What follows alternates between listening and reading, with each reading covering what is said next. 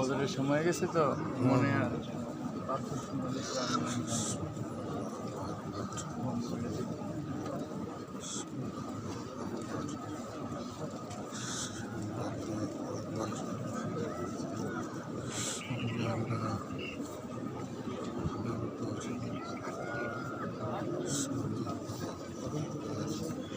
লয়ে তো বিপদে আছে।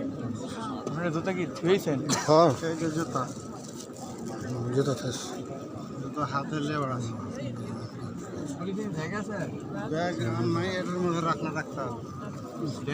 কিছুক্ষণ আপনি রাখি, কিছুক্ষণ আমি রাখি। হাতটা উঠে দোয়া করুন, হেও করতে পারি না হাতে জুতার জন্য।